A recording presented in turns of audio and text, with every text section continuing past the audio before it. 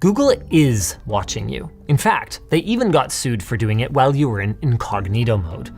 But little things like lawsuits aren't gonna stop them from doing it again. They make more than enough money by serving you eerily relevant ads to make up for any fines. So if nothing's gonna stop them, well, you should just give up and throw in the towel, right?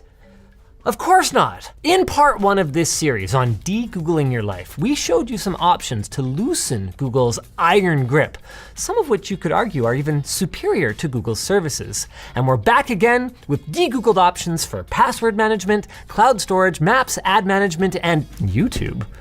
That's right, 5 whole ways that you can give Google the finger.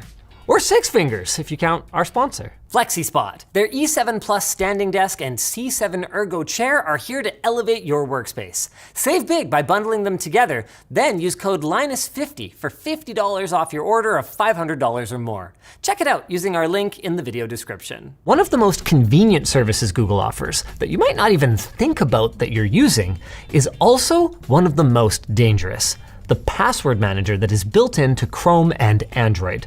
I mean, it's great on the surface. You just log into your Google account and the passwords for other sites fill in automatically everywhere you go. Super convenient. But what happens if somebody gets into your Google account? Not only will all of your Google services be accessible because they all use that one login, but all of the accounts stored inside it will be exposed too. It's kind of like a 200 for the price of one special for account hijackers. Now, I get if you still want to have a Google account. That's totally fine, but you can lower your risk by using a non-Google password manager. Of course, it feels these days like everybody has a password manager, so which one do you trust? Well, the ultimate in privacy is going to be hosting your own on a computer that you control using KeePass or Bitwarden. Both of them have been around for a while, are open source, and work on pretty much anything. KeePass is single device only, but Bitwarden can even sync across multiple devices, and if you want, it can sync to the cloud as well. If you're doing that, you might also want to consider the competition. For a mainstream choice, we like 1Password. Not only does it tick all of the boxes with support for every big operating system, passkey support, 2-factor codes for secure login, and more, it also has its own twist that even if 1Password were to suffer a major leak, like what happened to LastPass in 2022, there wouldn't be any danger.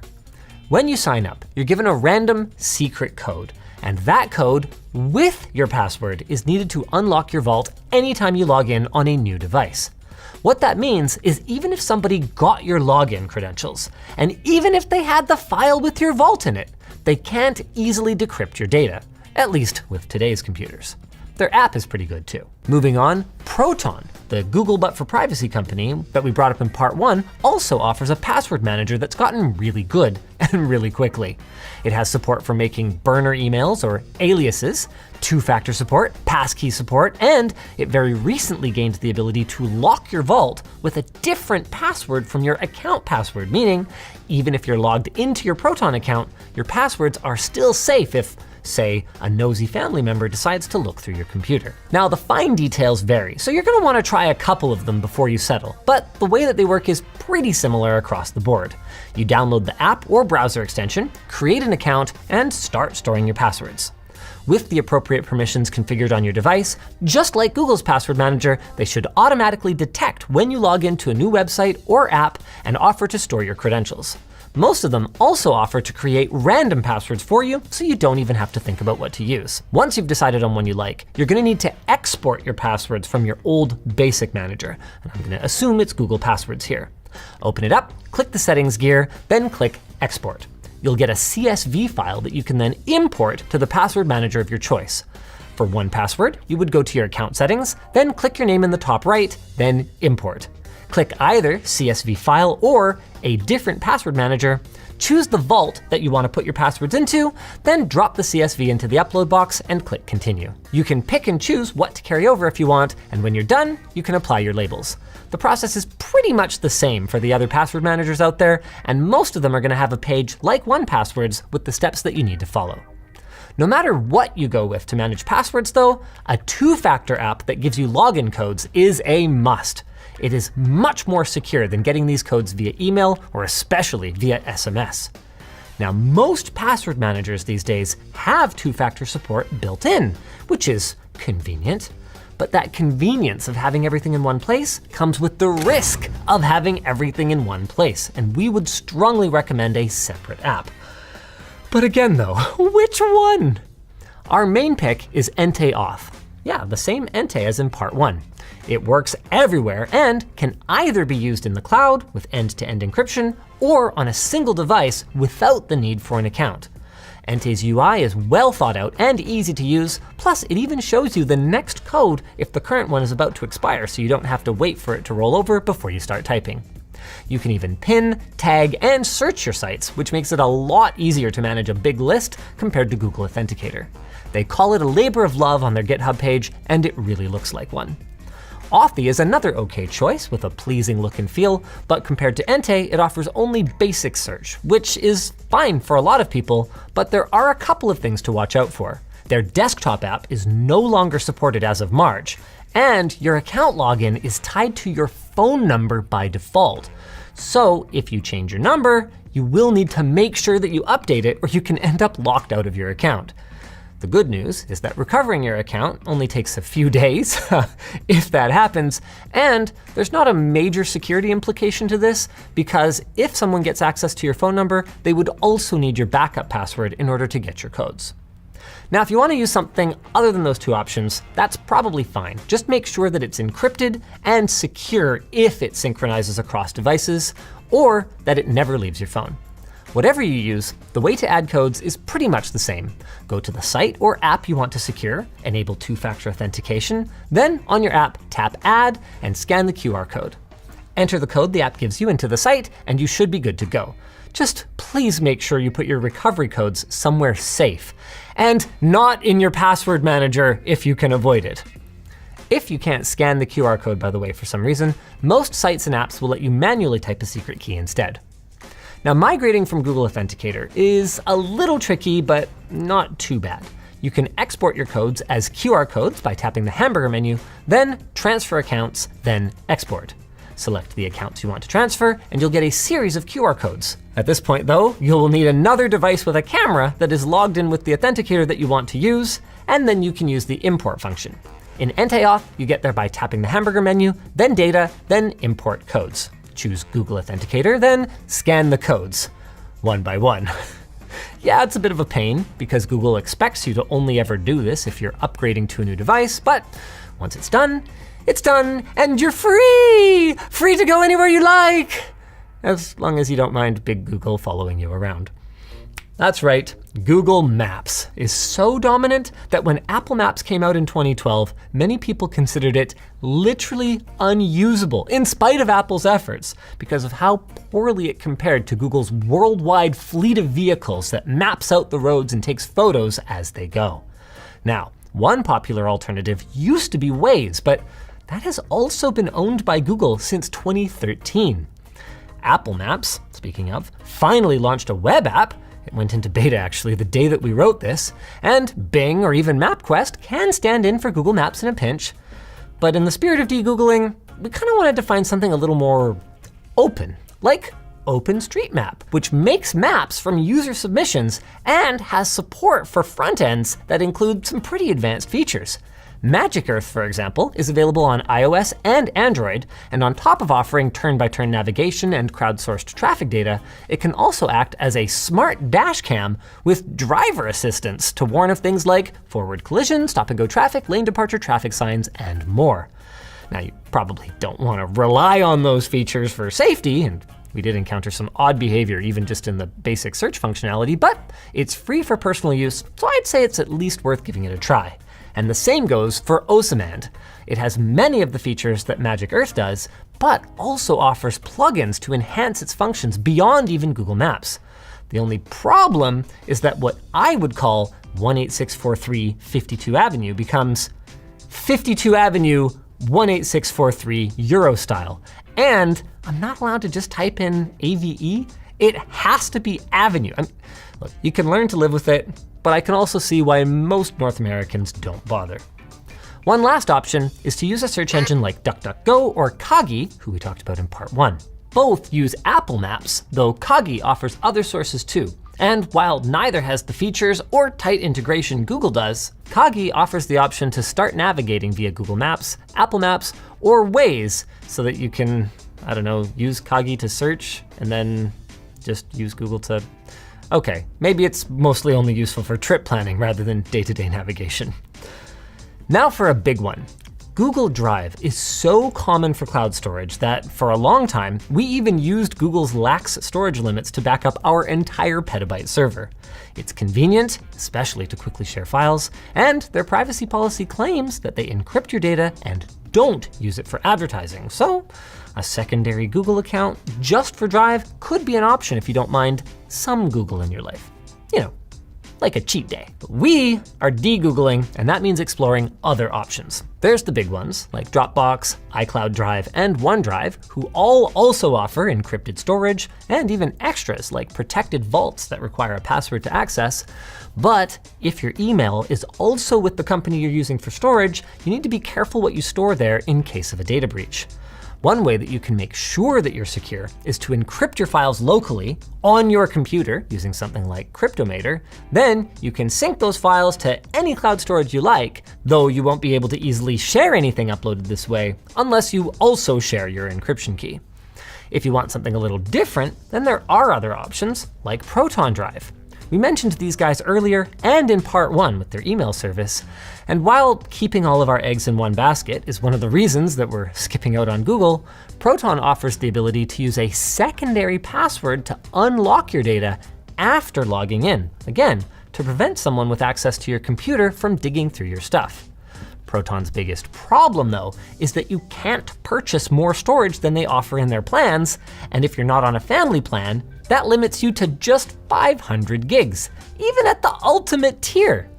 Now they do sometimes allow you to upgrade to their older Visionary plan that gives you multiple terabytes of storage, but you're forced to subscribe on an annual basis for a pretty hefty sum.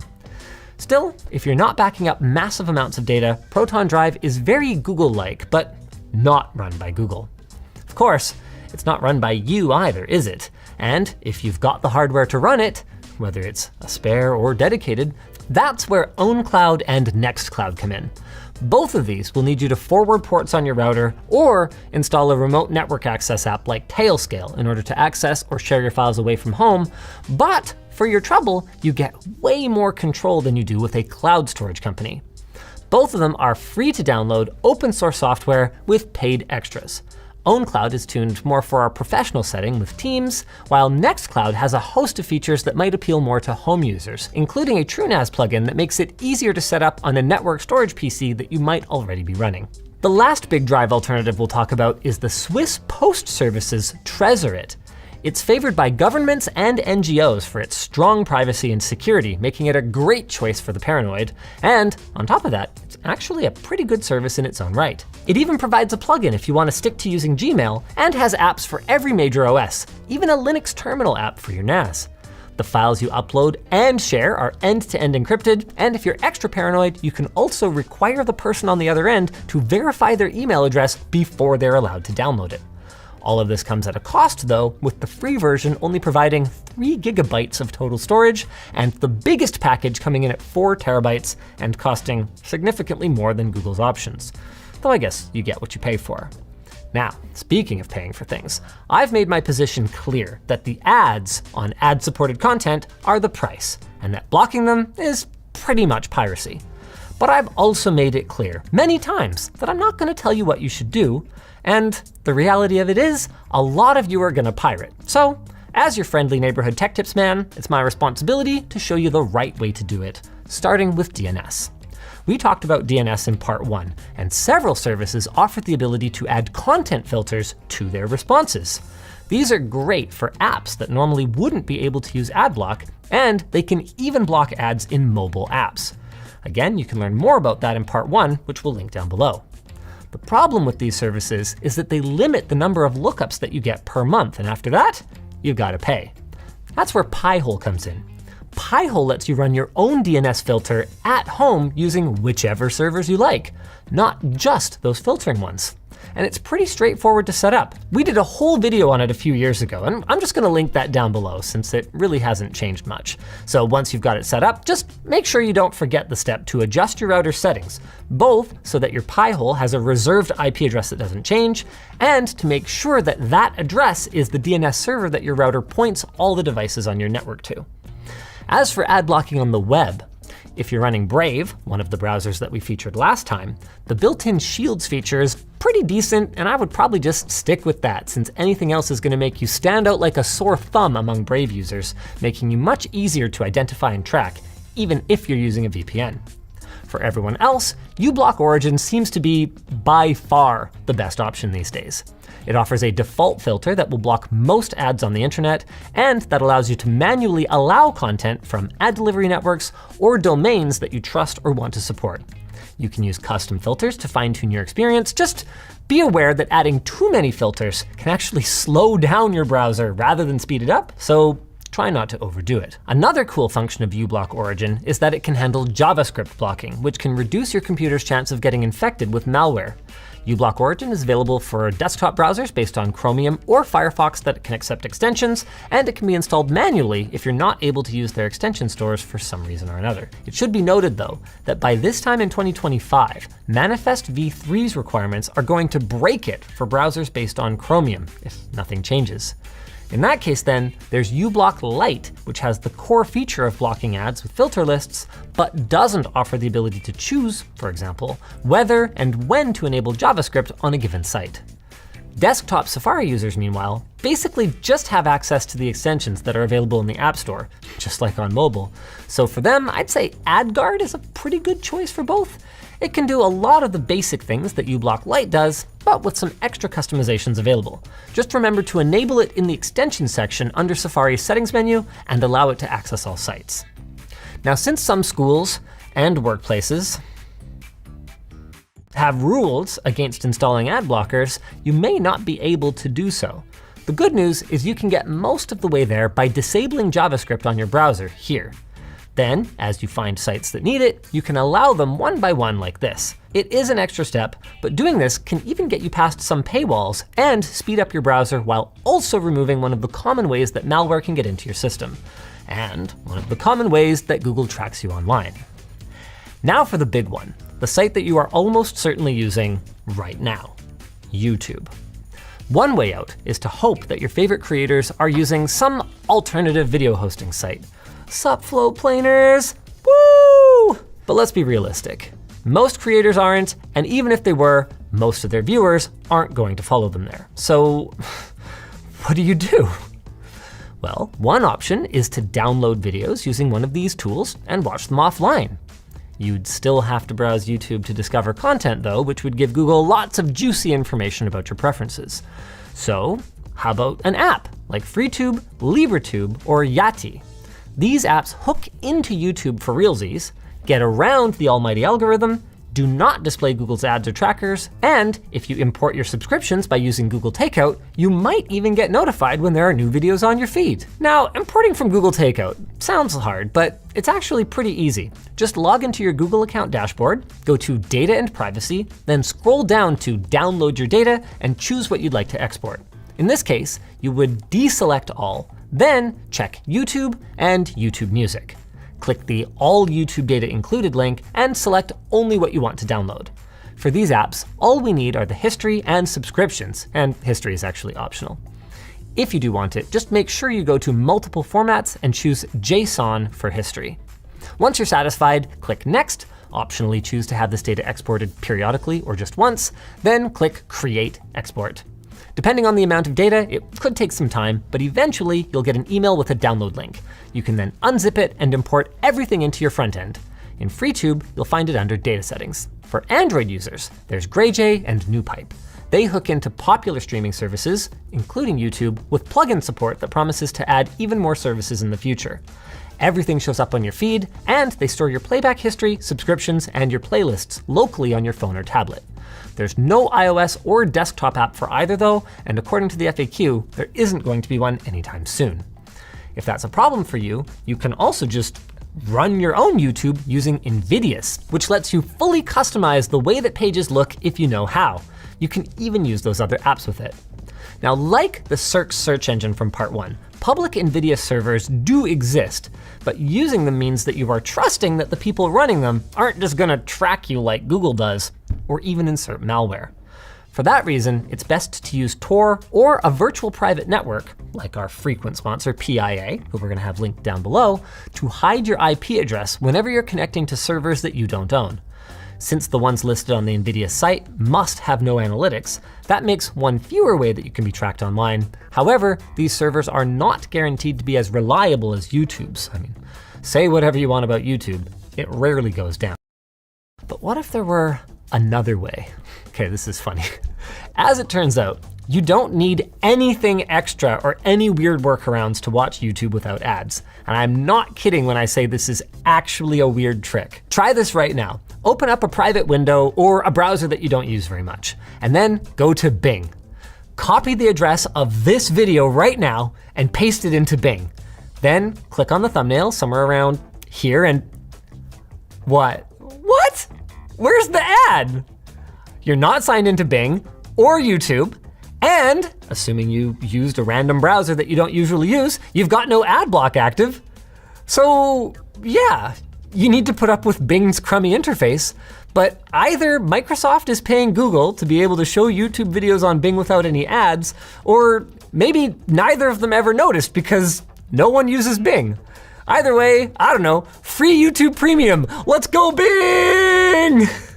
All right, that's not really a reasonable alternative to YouTube. And like those alternative front ends and those apps, it's just YouTube with extra steps still. And if Google decides to get rid of them, they will all disappear. But for now, we've at least given you some options to enjoy your favorite creators without giving Google quite as much information. Of course, we aren't done yet, and for part 3, we'd like to hear from you guys. What services do you recommend? What Google services do you want to stop using? Let us know down below, while I let you know about our sponsor, FlexiSpot. If you're looking to elevate your work setup from that desk and chair that you picked up at your neighbor's garage sale, FlexiSpot is here to help. Their E7 Plus standing desk has a 4-leg foundation, making it more stable than 2-leg offerings. Plus, it has a weight capacity of up to 440 pounds while in motion, meaning you can absolutely load up your desk with the chunkiest of monitors, peripherals, and more. And if you're worried that your tush isn't going to be fully supported, have no fear, their C7 Ergo chair is designed to relieve pressure and mitigate fatigue during long hours of work or play. If all of that sounds good, you're in luck because FlexiSpot is holding their anniversary sale in August, and you can bundle up both the E7 Plus and the C7 to get a nice chunk of change off your purchase. Even better, you can save an additional $50 on your order of $500 or more with code linus50. We're going to have all the details and exactly where to go to claim the deal linked in the video description. If you guys enjoyed this video, go check out part 1 of this series for more on how you too can rid yourself of the Alphabet Company. Anything sounds ominous when you say it like that.